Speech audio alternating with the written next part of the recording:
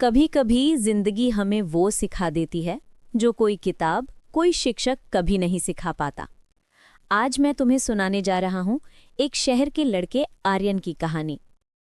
आर्यन 16 साल का एक किशोर था।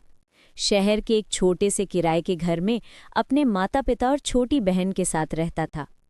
पिता एक सामान्य सेल्समैन और माँ घर संभालती, साथ ही हाथ के थोड़े बहुत काम करके घर में मदद भी करती थी। बाहर से देखने पर यह परिवार बिल्कुल सामान्य लगता, लेकिन अंदर की कहानी उतनी ही कठिन थी जितना उसे कहना आसान लगता है। हर सुबह जब शहर की बड़ी बड़ी गाड़ियां हॉर्न बजाते हुए सड़क से गुजरती, आर्यन खिड़की के पास खड़ा होकर सपने देखता। एक दिन मैं इसी शहर में अपना एक नाम बनाऊंगा। पर सपनों की तरह आसान नहीं था उसका रास्ता। पिताजी की आय बहुत कम थी। एक दिन की कमाई से 2 दिन का खर्च चलाना मुश्किल था।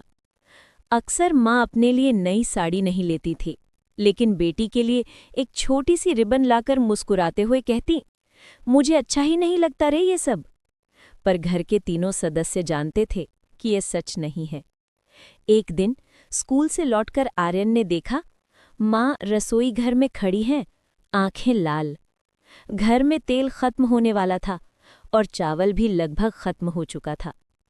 पापा अभी तक घर नहीं लौटे थे। आर्यन धीरे से पास जाकर बोला, माँ, कुछ हुआ है क्या? माँ ने हल्की सी मुस्कान दी और बोली, नहीं रे, कुछ नहीं, बस सोच रही हूँ अगर आज खाना कम पड़ जाए तो तू थोड़ा कम खा लेना, ठीक है? ये बात सुनकर आर्यन के सीने में जैसे कुछ चुभ गया। अपनी माँ अपने बेटे के लिए भूखी रहने को तैयार।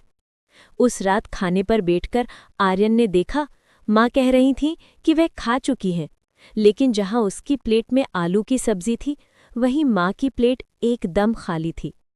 आर्यन समझ गया, माँ ने खाना खाया ही नहीं, सिर्फ दिखावा किया। उस दिन पहली बार उसके दिल में दर्द उठ गया। काश मैं थोड़ा बड़ा होता, कुछ कर पाता तो माँ पापा को इतनी तकलीफ नहीं झेलनी पड़ती। रात के लगभग 11 बजे थे। आर्यन ने टेबल लैंप जलाकर पढ़ाई शुरू की। किताब खुली थी, पर नज़रों के सामने बार बार माँ पापा के दर्द की तस्वीरें घूम रही थीं। उसके मन में सवाल है, ये आर्यन तब नहीं जानता था। एक हफ्ते बाद पिताजी घर लौटे, सर झुका हुआ था।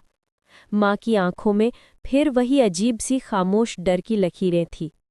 पिताजी धीरे से बोले, कल से शायद मेरी नौकरी नहीं रहेगी। कमरे में एकदम सन्नाटा। दीवार पर लगी घड़ी की टिक-टिक भी उस पर भारी लग रही थी। माँ कुछ कहना चाहती थी, पर आवाज़ गले में ही अटक गई। वे महसूस कर सकता था, इस बार उनका घर सिर्फ डगमगा नहीं रहा, टूटने की कगार पर पहुंच चुका है। उस रात उसने आसमान की तरफ देखा और बस इतना कहा, भगवान, परीक्षा लो, मैं देने को तैयार हूं, लेकिन मेरे परिवार पर और दुख मत देना।